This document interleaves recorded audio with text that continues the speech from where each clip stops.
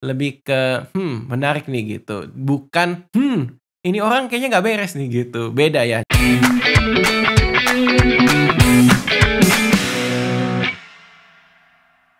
Halo semua sahabat, datang lagi di Habis Nonton Film YouTube channel bersama gue Reh. Gue baru aja selesai nonton film Wonka ya. Ini salah satu film terbaru dari Warner Bros Pictures, mendatangkan Paul King ya sebagai sutradara. Dia yang pernah kerjain Paddington 1 dan Paddington 2. Dan karena ini ada unsur musikalnya, dia mendatangkan Joby Talbot ya, yang pernah bermusik di film Sing 1 dan Sing 2 ya, film animasi tentang ya ada mengejar mimpi dan ya dari musik gitu. Nah, ini juga sama gitu. Jadi si film Wonka ini merupakan origin story dari karakter Willy Wonka yang masih remaja, punya mimpi bisa berjualan coklat di sebuah tempat bernama Galeri Gourmet.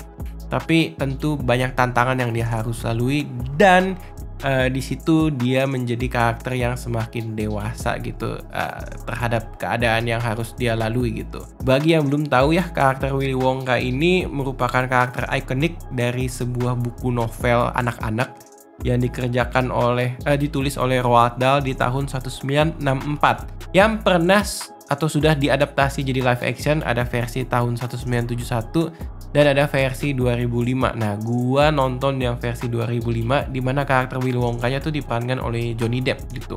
Nah, kalau di sini sebagai origin story dan Willy Wonka-nya masih muda, itu diperankan oleh si Timothée Chalamet. Kita langsung bahas aja lah ya. Menurut gua perannya Timothy di sini oke.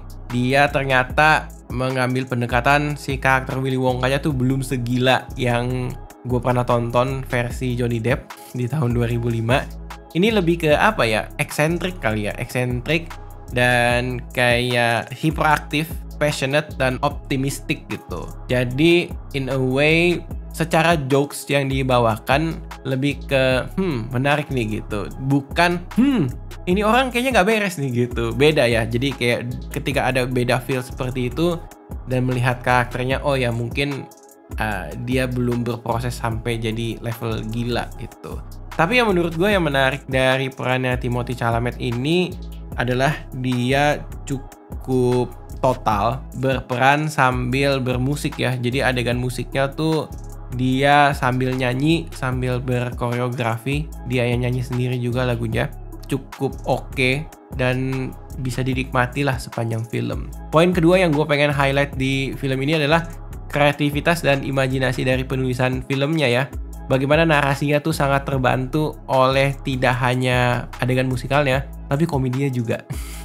Ketika tokoh protagonisnya punya porsi komedi, kelucuan yang datang dari karakternya, antagonisnya ini juga punya komedi, tapi apa ya, nggak hanya dari karakter, tapi dari dialog-dialognya tuh kayak cara berpikir, cara bertindak jahatnya. Kita kesel sama tindakan jahatnya, tapi di saat yang bersamaan gue bisa mentertawakan tindakan-tindakan mereka yang barangkali tuh menjadi sebuah bentuk kritik terhadap praktek kejahatan di real life gitu.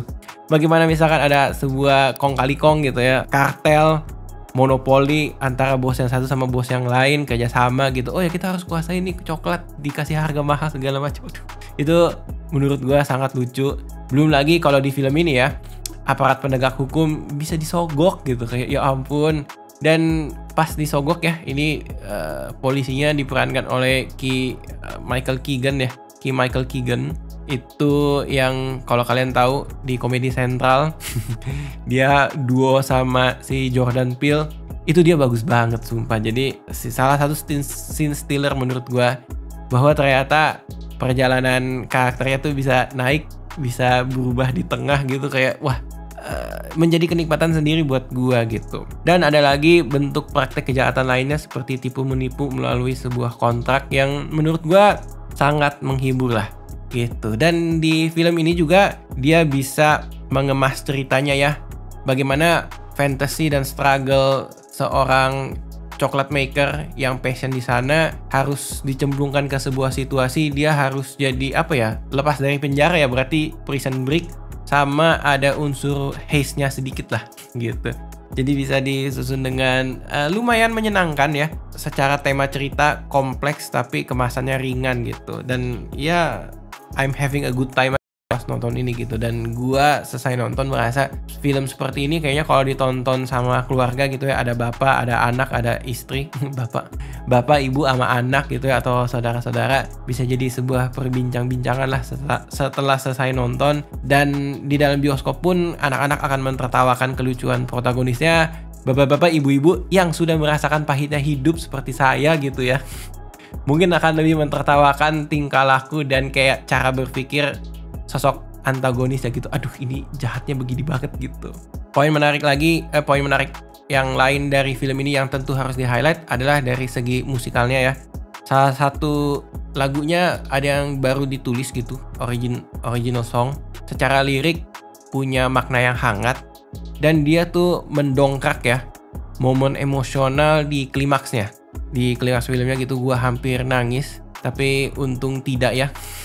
Karena memang kayak momen emosional itu hanya 1-2 dan munculnya di klimaksnya itu gitu ya. Jadi in a way sepertinya memang film ini tidak mau terlalu menggoreng melodramatisnya gitu. Jadi ya sewajarnya aja. Tapi kalau ada yang hatinya lembut mungkin boleh bawa tisu ya untuk berjaga-jaga semisal berencana untuk menonton film ini. Nah, kalau ngomongin soal kekurangan, mungkin kekurangannya gue cuman mau highlight satu kali ya, yaitu dari bagaimana dia merancang dan membangun subplot di film ini. Secara cara bercerita, subplotnya tuh terasa seperti di set sequential. Jadi ada urutannya gitu. Memasuki babak tertentu baru muncul subplotnya. Di satu sisi ini jadi terlihat rapi, tapi kalau menurut gua yang gua tonton ya, secara durasi dan secara pembangunan interaksi karakter satu dengan karakter yang lain, dia tuh masih kurang apa ya bilangnya, kurang impactful lah gitu, kurang impactful atau kayak rasa tuntas dari subplotnya tuh masih sedikit menggantung menurut gua. Kayak harusnya bisa nih dikulik. Ya ada beberapa porsi komedi yang kayaknya kalau ditukar sama eksplorasi subplotnya lebih dalam lagi, kayak wah ini sama-sama kena nih seperti si plot utamanya gitu. Jadi overall Wonka nih salah satu hiburan keluarga ya yang cukup menyenangkan buat gua. Bisa ditonton secara ringan, secara bersama-sama keluarga gitu, dan ya harusnya sih bisa menjadi tontonan yang menghibur dan menyenangkan lah gitu. Thank you semua yang udah nonton dari awal sampai akhir ya video review atau membahas si film Wonka ini. Sampai jumpa di video selanjutnya gitu. Oke, bye bye. Thank you.